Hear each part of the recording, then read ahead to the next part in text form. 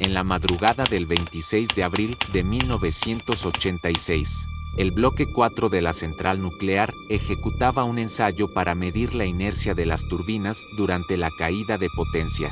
El reactor RBMK había acumulado xenón, y para sostener la reacción los operadores retiraron más barras de lo prudente.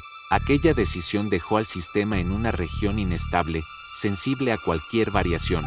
La orden de insertar los atenuadores llegó demasiado tarde, la potencia ya corría cuesta arriba. El agua se convirtió en vapor y dejó de moderar neutrones.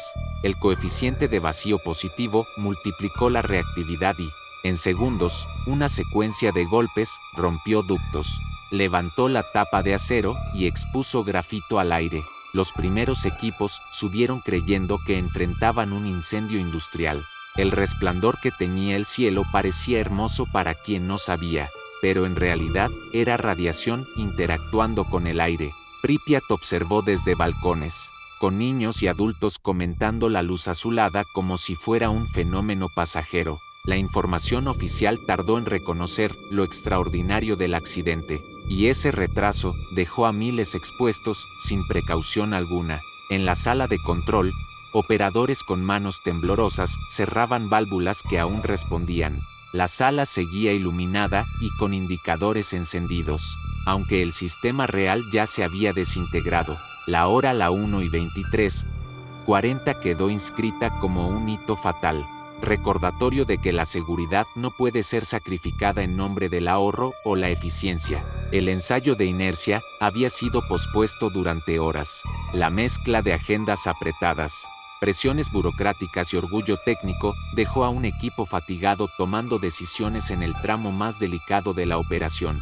El envenenamiento por xenón, fenómeno conocido pero subestimado, atrapó a los operadores en un callejón de correcciones sucesivas. Cada ajuste exigía otro, en una danza peligrosa con un reactor de comportamiento temperamental. Los indicadores audibles crearon un paisaje sonoro caótico, campanas, pitidos y alarmas superpuestas. Varios sobrevivientes lo describieron como una pesadilla mecánica. Sin embargo, en medio de esa cacofonía emergieron decisiones valientes: cerrar circuitos secundarios, accionar bombas, mantener comunicación constante. Esas maniobras no salvaron al reactor, pero evitaron que la catástrofe se extendiera aún más rápido. Fuera de la planta, vecinos contemplaban el cielo azul sin comprender que el brillo era un fenómeno Cherenkov, bello para los ojos, traicionero para el cuerpo. La demora en comunicar la magnitud del evento se transformó luego en argumento decisivo para exigir protocolos de transparencia en emergencias industriales. El personal sanitario de guardia improvisó métodos de descontaminación, separó ropa y objetos, rotuló pacientes y aprendió a leer síntomas invisibles: náuseas repentinas, mareos, quemaduras sin llama. Aquella noche unió a bomberos urbanos y brigadas de planta, que se lanzaron al interior sin manual para un escenario semejante. Avanzaron con mangueras y trajes incompletos, ignorando que el calor no era lo único que los atacaba.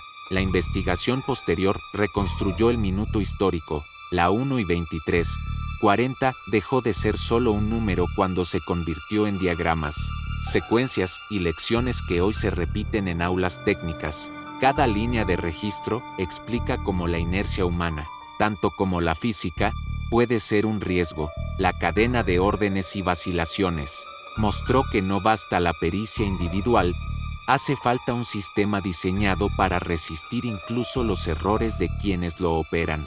Mientras tanto, en los alrededores de la planta, se desplegaron esfuerzos simultáneos que la historia resumió como acciones dispersas pero decisivas. Ingenieros intentando enfriar el núcleo con agua a distancia, técnicos informando lecturas parciales aunque los medidores saturaban, conductores movilizando autobuses para evacuar familias, enfermeras improvisando barreras de aislamiento en hospitales locales, brigadas trasladando heridos por galerías que ya irradiaban. Ninguno de ellos contaba con la protección adecuada ni con información completa, pero actuaron bajo un mismo instinto: contener lo incontenible. Así se tejió la primera noche de Chernóbil, una suma de decisiones fragmentarias, algunas heroicas, otras desesperadas, todas marcadas por la urgencia y la falta de claridad. Aún faltaban horas para que la magnitud fuera admitida, y días para que la evacuación de Pripyat comenzara. La historia de ese amanecer no terminó en la explosión. Apenas había comenzado a desplegarse su onda expansiva en cuerpos, mapas y memorias. La evacuación de Pripyat no ocurrió de inmediato. Durante horas, la vida cotidiana continuó en una ciudad que ya estaba recibiendo radiación invisible. Cuando los autobuses finalmente llegaron, los relojes marcaban la tarde del 27 de abril, casi 36 horas después de la explosión.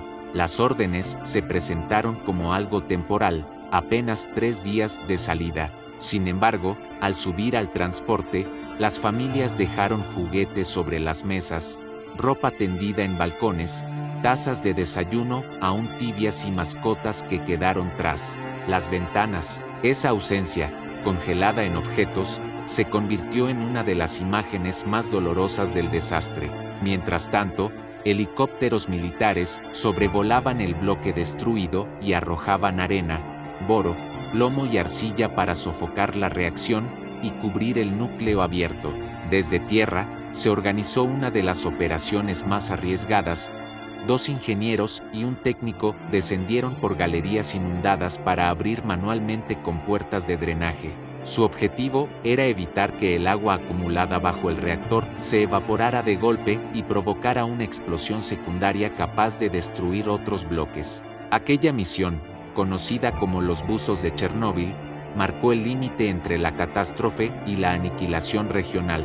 La comisión técnica, reunida entre escombros y documentos, debió aceptar lo que parecía impensable. El reactor RBMK tenía un diseño con zona de inestabilidad a baja potencia y con barras de control cuyas puntas, al inicio de inserción, sumaban reactividad en vez de restarla. A esto se unió la presión de un ensayo de inercia ejecutado en condiciones extremas y con operadores agotados. No hubo una única causa, sino la convergencia de errores de diseño, cultura operativa y decisiones tardías. Desde entonces, protocolos internacionales prohíben realizar pruebas fuera de rango y la autoridad técnica ganó poder legal para ordenar la detención inmediata de cualquier procedimiento peligroso. El primer sarcófago de hormigón armado se levantó con urgencia para encerrar el reactor dañado.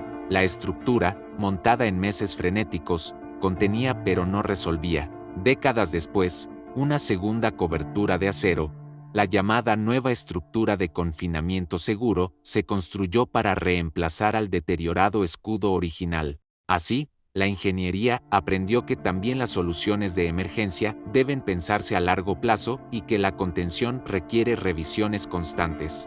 Los llamados liquidadores dejaron un archivo de valentía discreta. Decenas de miles de soldados, bomberos, ingenieros y voluntarios trabajaron en turnos breves para reducir la exposición. Retiraron grafito con palas, construyeron diques, improvisaron blindajes y operaron maquinaria a sabiendas de que cada minuto equivalía a una dosis que podía costar la vida. En sus relatos aparecen humor breve, compañerismo y solidaridad en condiciones imposibles. Aquella cooperación, más allá de banderas, se convirtió en ejemplo de respuesta ante un riesgo compartido. La catástrofe también transformó la seguridad nuclear en una cuestión internacional.